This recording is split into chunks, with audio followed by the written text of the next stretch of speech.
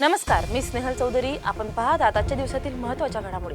चला तर मग सुरुवात करू आजच्या मुख्य बातम्यांपासून. आरोपी बदने आणि बनकर पोलिसांसमोर हजर राहणे संशयास्पद. सुषमा अंधारेंकडून तपासावर प्रश्न उपस्थित. पुण्यातील जैन बोर्डिंग प्रकरणी जालन्यात जैन समाजाकडून बाईक रॅली. नांदेडमध्ये 29 तारखेला ओबीसी महाएल्गार मोर्चा. परवानगी नाकारली तरीही मोर्चा होणार, आयोजकांची आक्रमक भूमिका. संतप्त शेतकऱ्यांनी फोडली तहसीलदाराची गाडी.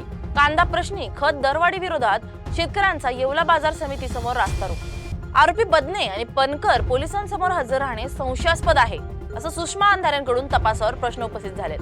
फलटण येथील रुग्णालयात कार्यरत असलेल्या डॉक्टर संपदा मुंडे यांनी तळहाटावर नोट लिहित आत्महत्या केली. पीएसआय गोपाळ बदने आणि बनकर या दोन व्यक्तींचं नाव संपदा मुंडे यांनी त्या नोटमध्ये लिहिलं होतं. हेच नाही तर आपल्यावर 4 वेळा अत्याचार केल्याचा उल्लेख तिने केला होता. तिने लिहिलेल्या तक्रार अर्जात खासदार आणि त्याचे पीए यांनी दबाव आणल्याचं तिने लिहिलं होतं. यावरून ठाकरेंचे अंबादास दानवे आणि राष्ट्रवादीचे मेहबूब शेख यांनी माजी खासदार रणजित सिंह निंबाळकरांवर अनेक गंभीर आरोप केलेले. संपदा मुंडे प्रकरणात शिवसेना उद्धव ठाकरे गटाच्या नेत्या सुषमा अंधारे यांनी पत्रकार परिषद घेत मोठे खुलासे केलेत. किंवा तपास योग्य दिशेने नेऊच नये यासाठी एका अर्थाने अलिखित असे संकेत देण्याचा प्रयत्न काल भर सभेतून देवेंद्र फडणवीसांनी केला, जो अत्यंत आक्षेपार्ह आहे.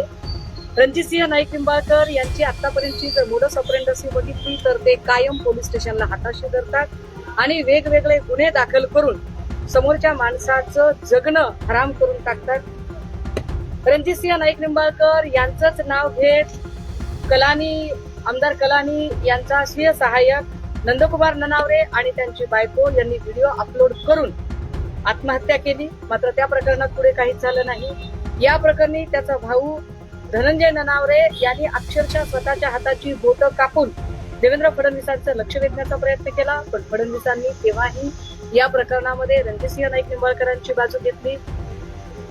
अगवणे प्रकरणामध्ये अगवणेंच्या 2 पोरी सेम संपदा मुंडेच्या वाटेवर चालण्याचा त्यांनी प्रयत्न केला, की अक्षरशः रणजितसिंह नाईक निंबाळकर यांच्या जाचाला कंटाळून शेवटी या 2 पोरींनी आत्महत्येचा प्रयत्न केला. त्याचं अख्खं मेडिकल लिटरेचर सोबत आहे आणि त्याचे सगळे पेपर्स आहेत. या सगळ्या प्रकरणामध्ये संपदा मुंडेची बहीण सांगते की हे हस्ताक्षर संपदाचं नाही. जी मुलगी 4 पानी पत्र लिहिते आपल्या हस्ताक्षरात, ती मुलगी हातावर फक्त 2 ओळी कशा काय लिहू शकेल? एक. दुसरं, जर ते हस्ताक्षर तिचं नाही तर कुणाचं आहे? पीआय जायपात्रे आणि पाटील यांना चौकशीच्या कक्षेत घेणं गरजेचं आहे, कारण तू बीडची आहेस आणि बीड हा गुन्हेगारांचा जिल्हा आहे. तू कितीही ओरडलीस बोललीस तरी तुझं कुणीही लक्षात घेणार नाही, तुला कुणीही मदत करणार नाही. हे वारंवार तिला सांगून तिला मॉरली डिस्करेज करण्याचा प्रयत्न, तिला डिमॉरलाइज करण्याचा प्रयत्न जायपात्रे आणि पाटलांनी केला. सबब त्यांना चौकशीच्या कक्षेत घेण्याची गरज आहे. रणजितसिंह नाईक निंबाळकर हे प्रत्येक वेळेला आपल्या कारखान्यातल्या मजुरांवरती वेगवेगळ्या प्रकारचे गुन्हे पोलिसांना हाताशी धरून टाकत होते. त्याच्या तब्बल 277 FIR मी आज पत्रकार परिषदेमध्ये दाखवलेले आहेत. रणजितसिंह नाईक निंबाळकरांनी पोलीस स्टेशनचा काय पद्धतीने गैरवापर केला.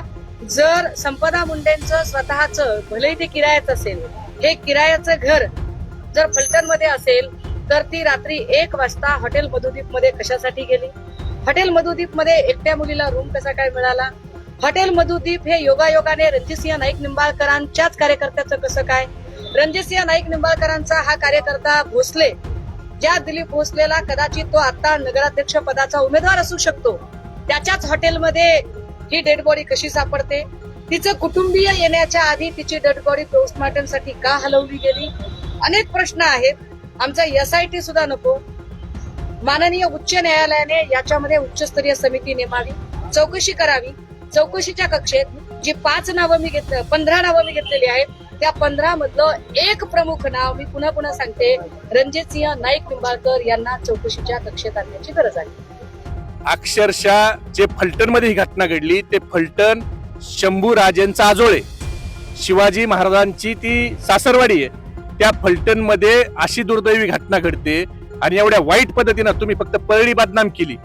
परळीपेक्षा जर एखाद्या कारखान्याचं वसुली सेंटर पोलीस स्टेशन होत असेल आणि खासदार रणजितसिंह निंबाळकरांचे घरगडी असल्यासारखे जर पोलीस काम करीत असतील आणि फिटनेस सर्टिफिकेट म्हणजे 250 BP झाला तरी तुम्ही फिटनेस सर्टिफिकेट द्या, हा जर डॉक्टरांच्यावर दबाव आणला जात असेल तर मला वाटतं हे परळीला लाजवेल असं कृत्य हे झालेलं आहे आणि हे सगळे मुख्यमंत्र्याच्या जवळचे आहेत. मी तुम्हाला जबाबदारीनं सांगतो, फलटण, दहिवडी, त्याच्या पलीकडे जर तुम्ही गेले तर मसवड, हे जे पोलीस स्टेशन आहेत ना, हे सगळे मुख्यमंत्र्याच्या लाडक्या कार्यकर्त्याचे पोलीस स्टेशन आहेत ना, हे घरगड्यासारखे काम करतायत. अनेक खोटे गुन्हे, अॅट्रॉसिटी सारखे पत्रकारावर जो ह्यांच्या विरोधात बोलल, जे अधिकारी कर्मचारी ह्यांचं ऐकणार नाही, नियमाप्रमाणे काम करील, त्याला मानसिक त्रास द्यायचा, त्याच्यावर खोटे गुन्हे दाखल करायचे, त्याला जेलमध्ये घालायचा, हा एकमेव कार्यक्रम फलटण पोलीस स्टेशन, लगतचं Mhaswad police station, Dahiwadi police station, ह्या पोलीस स्टेशन मध्ये सर्रास चालतंय. माझी पत्रकाराला विनंती आहे की तुम्ही थोडं जाऊन जर बघितलं तर कशा पद्धतीने खोटे गुन्हे या ठिकाणी दाखल होत आहेत आणि मुख्यमंत्र्याच्या जवळचे जे नेते मंडळी आहेत, आमदार, खासदार, मंत्री आहेत, ते घरगड्यासारखे पोलिसाचा कसा वापर करायला लागलेत, हे दुर्दैवी तुम्हाला चित्र बघायला भेटल. आणि ह्या दुर्दैवी जबाबदारी मुख्यमंत्र्यांनी खरं तर आता घ्यायला पाहिजे, कारण त्यांच्या नेत्यांच्यामुळे आमच्या संपदाचा आज खून झालेला आहे. ही आत्महत्या नाही तर ही हत्या आहे. तुम्ही याच्यावर नुसतं आत्महत्येला प्रवृत्त केलं म्हणून 306 दाखल करू नका, 302चा गुन्हा दाखल करा, कारण तिला आत्महत्या करायला प्रवृत्त केलं पेक्षा तिने जीवच सोडला पाहिजे. ही तिची जी जॉब आहे, हा सुसाईड नोट तुम्ही ग्राह्य धरला पाहिजे. विरोधकांनी निंबाळकरांवर आरोप केले असून फडणवीसांनी काल फलटण मधील कार्यक्रमात निंबाळकरांच्या पाठीशी ठाम उभे असल्याचं सांगितलं होतं. खरं म्हणजे या ठिकाणी येऊ नये अशा प्रकारचा प्रयत्न देखील झाला. कधी कधी काही गोष्टी दुर्दैवी असतात. परवा आमची एक लहान बहीण डॉक्टर संपदा मुंडे यांचा अतिशय दुर्दैवी अशा प्रकारचा मृत्यू झाला. त्या आमच्या भगिनीने आत्महत्या केली. आत्महत्या करताना त्याचं कारण देखील आपल्या हातावर लिहून ठेवलं. पोलिसांनी तात्काळ जे आरोपी आहेत त्या आरोपींना अटक देखील केली. त्यातलं जवळपास सगळं सत्य हे बाहेर येत आहे आणि कुठल्याही परिस्थितीत आमच्या या लहान भगिनीला न्याय दिल्याशिवाय आम्ही स्वस्थ बसणार नाही, हा देखील निर्णय आम्ही घेतला. अलीकडच्या काळामध्ये प्रत्येक गोष्टीत राजकारण घुसवायचं अशा प्रकारचा अतिशय निंदनीय प्रयत्न या ठिकाणी होताना पाहायला मिळाला. आणि काहीही कारण नसताना या ठिकाणी रणजितदादांचं, सचिनदादांचं नाव याच्यात घुसवण्याचा प्रयत्न करण्यात आला. या महाराष्ट्राला देवाभाऊ माहिती आहे. एवढीशी जरी शंका असती, प्रोग्राम रद्द करून या ठिकाणी आलो नसतो. अशा बाबतीमध्ये विपक्ष पाहत नाही, व्यक्ती पाहत नाही, राजकारण पाहत नाही. जिथे माझ्या लहान भगिनीचा विषय आहे तिथे कुठलंही कॉम्प्रोमाइज मी करत नाही. पण त्याच वेळी अशा प्रकारे सचिनदादांनी मगाशी सांगितलं, प्रेताच्या टाळूवरचं लोणी खाण्याचं राजकारण कोणी करत असेल आणि प्रत्येक गोष्टीत केवळ राजकीय भूमिका ही घेण्याचा प्रयत्न कोणी करत असेल तर तेही सहन करणाऱ्यांपैकी मी नाही. वळूया पुढच्या महत्वाच्या बातमीकडे. पुण्यातील जैन बोर्डिंग प्रकरणी जालन्यात जैन समाजाकडून बाईक रॅली. पुण्यातील जैन बोर्डिंग वाचवण्यासाठी आज राज्यभरात ठिकठिकाणी सकल जैन समाज बांधवांकडून मोर्चे, आंदोलने, दुचाकी रॅली काढण्यात येत आहे. जैन बोर्डिंग वाचावी यासाठी जैन समाज बांधव आता आक्रमक झाले आहेत. जालना शहरातल्या जैन मंदिरापासून तर जिल्हाधिकारी कार्यालयापर्यंत सकल जैन समाज बांधवांनी दुचाकी रॅली काढली. पुण्यातील जैन बोर्डिंग प्रकरणाचा खरेदी व्यवहार तात्काळ रद्द करण्यात यावा, अन्यथा आमचा लढा हा चालूच राहील असा इशारा पदाधिकाऱ्यांनी दिला आहे. शिवाय या सगळ्या प्रकरणाला चॅरिटी कमिशनर, ट्रस्ट मंडळी आणि राजकीय मंडळींची हात मिळवणी असून ते जबाबदार असल्याचंही जैन समाज बांधवांनी म्हटलंय. मालमत्तेचा जो विक्री व्यवहार झालेला आहे फार चुकीच्या पद्धतीने झालेला आहे. एकाच दिवसात चॅरिटी कमिशनरने त्याला मंजुरी दिली. एकाच दिवसात 2 वेगवेगळ्या सहकारी संस्थांनी 35 कोटी रुपयाचं त्यांना कर्ज दिलं. एकाच दिवसात ते कर्ज मंजूर झालं. त्यानंतर दुसऱ्याच दिवशी तो विक्री व्यवहार पूर्ण झाला. आणि हे सगळं कसं काय एका दिवसात 35 कोटीचं व्यवहार मंजुरी कर्जाची होऊ शकते? त्या जागेची मालमत्ता गहाण ठेवण्यात आलेली नाही, त्याचा सर्च रिपोर्ट घेण्यात आलेला नाही. त्यांचा जो मूल्यांकन रिपोर्ट आहे, मूल्यांकन रिपोर्टमध्ये इमारतीच्या जागेमध्ये त्या ज्या पूर्ण प्रॉपर्टीमध्ये तिथं जे जिनालय आहे ते जाणून बुजून तिथं दर्शवण्यात आलेलं नाही. चुकीचे कागदपत्र प्रस्तुत करून चुकीच्या पद्धतीनं चुकीची मंजुरी मिळवून हा व्यवहार पूर्ण झालेला आहे. हा समाजासाठी फार मोठा विश्वासघात केलेला आहे. ट्रस्ट मंडळींनीच चुकीचे कागदपत्र देऊन समाजासोबत विश्वासघात केलेला आहे. यामध्ये फार मोठ्या राजकीय व्यक्तींचा हातभाग लावलेला आहे. जोपर्यंत राजकीय व्यक्तींचं पाठबळ मिळत नाही, तुम्हाला माहिती आहे कोणतीही फाईल पुढे सरकत नाही. चॅरिटी कमिशनर इतक्या मोठ्या 2,000 ते 3,000 कोटी रुपयाच्या रकमेला एका दिवसात मंजुरी कशी काय देऊ शकतो? जोपर्यंत त्या ट्रस्टकडे जर बांधकाम करण्यासाठी विकास करण्यासाठी निधी नाहीये तर मग त्याला बांधकाम परवानगी कशी मिळू शकते? 2 लाख ते 3 लाख स्क्वेअर फुटाच्या बांधकामाची परवानगी कशी मिळू शकते? त्याची बांधकाम परवानगीची रक्कमच आज किती मोठी रक्कम होते. मग ही रक्कम भरायला यांच्याकडून पैसे आले कुठून? हा सर्व व्यवहार फार मोठा समाजाच्या सोबत विश्वासघात करून झालेला आहे. हा विक्री व्यवहार जोपर्यंत रद्द होत नाही तोपर्यंत आम्ही सर्व समाजाचे बांधव शांततेनं बसणार नाही.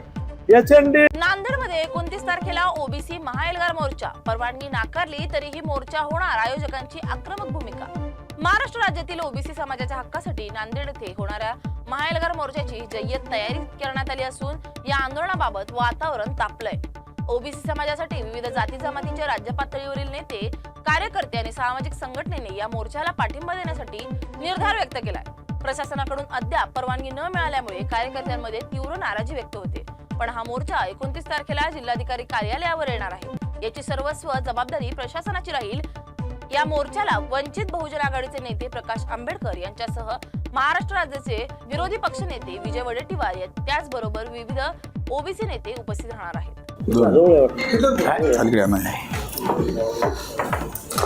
आणि आईस फोकस इकडे कॅमेरा येणाऱ्या 29 ऑक्टोबर रोजी नांदेडच्या तमाम ओबीसी, भटके विमुक्त, आलितुदार, बलितुदार, मायक्रो ओबीसी समन्वय समितीच्या वतीने प्रचंड लाखोच्या संख्येने महामोर्चा काढण्यात येणार आहे. या महामोर्चाला बहुजनांचे नेते आदरणीय बाळासाहेब आंबेडकर हे या महामोर्चाला उपस्थित राहणार नाहीत याचं निश्चित झालेलं आहे. त्याचबरोबर राज्याचे विरोधी पक्ष नेते माननीय विजय वडेट्टीवार साहेब हे पण या मोर्चाला उपस्थित राहणार आहेत.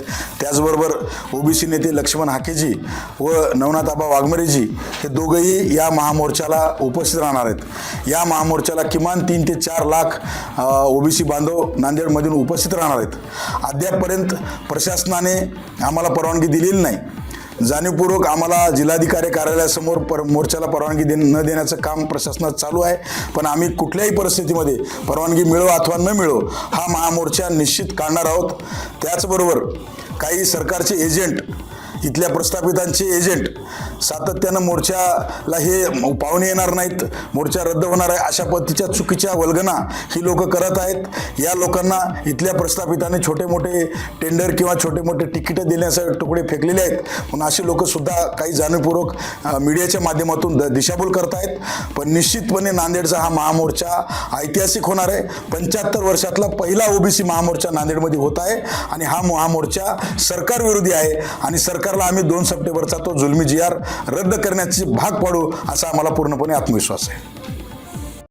संतप्त शेतकऱ्याने फोडली तहसीलदाराची गाडी. नांदेडच्या मुदखेड येथे एका शेतकऱ्याने चक्क तहसीलदाराची गाडी फोडल्याची घटना घडली. मुदखेड येथील तहसील कार्यालयाच्या परिसरात तहसीलदार यांचं वाहन उभं होतं. तेथे आलेल्या साईनाथ खानसोळे या शेतकऱ्याने अनुदान मिळालं नाही. शेतकऱ्यांनी कोणी वाली नाही असं म्हणत फावड्याने गाडीचे काच फोडलेत. गाडीमध्ये कोणीही नसल्यामुळे कोणतीही जीवितहानी झाली नाही. दरम्यान साईनाथ खानसोळे या शेतकऱ्यास मुदखेड पोलिसांनी ताब्यात घेतलं असून पुढील चौकशी सुरू आहे. कांदा प्रश्नी खत दरवाढी विरोधात शेतकऱ्यांचा येवला बाजार समिती समोर रास्ता रोको. नाशिकच्या येवल्यामध्ये छावा क्रांतीवीर सेनेच्या वतीने रास्ता रोको करत राज्य सरकार विरोधात आंदोलन करण्यात आलं होतं. शेतकऱ्यांच्या कुठल्याही पिकाला योग्य भाव नसताना कंपन्यांनी 200 रुपये खताच्या गोण्यांच्या मागे भाव वाढले याचा उद्रेक येवले शहरात पाहायला मिळाला. शेतकऱ्यांनी खात्याचा भाव तसेच विविध मागण्यासंदर्भात येवला कृषी उत्पन्न बाजार समितीच्या समोर मनमाड अहिल्यानगर महामार्गावर शेतकऱ्यांनी आंदोलन केलं. दरम्यान महामार्गावर दोन्हीकडून दुतर्फा वाहनांच्या लांबच लांब रांगा दिसून आल्या. मात्र आंदोलनादरम्यान रुग्णवाहिकेला जागा करून दिल्याने आंदोलकांचं कौतुक देखील होत होतं.